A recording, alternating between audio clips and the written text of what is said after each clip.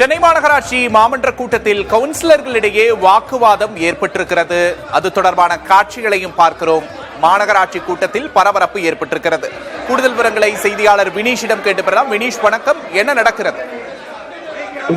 சென்னை மாநகராட்சியினுடைய மாதாந்திர மாமன்ற கூட்டம் கிட்டத்தட்ட 3 மாதங்களுக்கு பிறகு தற்பொழுது நடைபெற்று வருகிறது. தமிழக வெற்றி கழகம் அரசு பொறுப்பேற்ற பிறகு நடைபெறக்கூடிய முதல் மாமன்ற கூட்டம் என்பதால் இன்றைய தினம் சென்னை மாநகராட்சி பகுதியில் உட்பட்ட 22 சட்டமன்ற உறுப்பினர்களும் மாமன்ற கூட்டத்தில் கலந்து கொள்ள அழைப்பு விடுக்கப்பட்டது.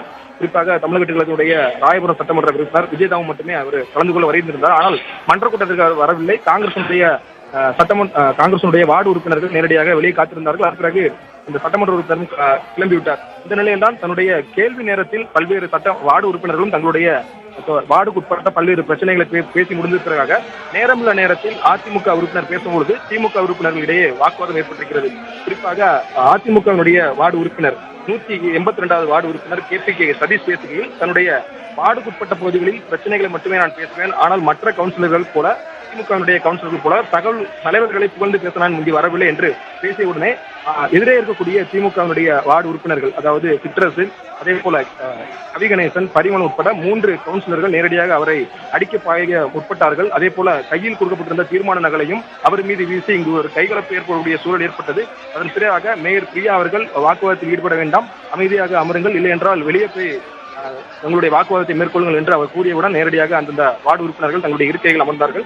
ஒவ்வொரு வார்டு உறுப்பினர்களும் தங்களுடைய தொகுதி வார்டுக்குட்பட்ட பல்வேறு பிரச்சனைகளை பேசும்பொழுது கோரிக்கைகளை ஆணையரிடமும் மேயரிடமும் நேரடியாக வலியுறுத்துவார்கள். ஆனால் சில உறுப்பினர்கள் மற்ற கட்சியினுடைய உறுப்பினர்களை நேரடியாக பேசும்பொழுதும் தங்களுடைய பிற வார்டு உறுப்பினர்களைப் போல நாங்கள் தலைவரை பேச வரவில்லை, என்னுடைய வார்டுக்குட்பட்ட பிரச்சனையை மட்டும் நான் பேச வந்துள்ளேன் என்று பேசியவுடன் திமுகவினுடைய கவுன்சிலர்கள் நேரடியாக அதிமுக கவுன்சிலருடன் வாக்குவாதத்தில் ஈடுபட்டார்கள். இதனால் சிறிது நேரம் அங்கு பரபரப்பு ஏற்பட்டது. கிட்டத்தட்ட ஒரு 5 நிமிடத்துக்கு மேலாக இரு தரப்பினருக்கும் இடையே வாக்குவாதம் ஏற்பட்ட நிலையில் மேயர் பிரியா இந்த வாக்குவாதத்தை முடிக்கக்கூடிய முயற்சியில் இரு தரப்பினரும் நேரடியாக அமர்கள் என்று கூறியவுடன் வாக்குவாதம் கைவிடப்பட்டது.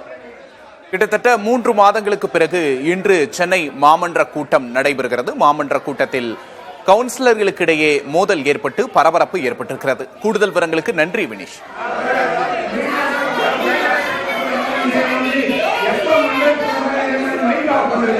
எப்ப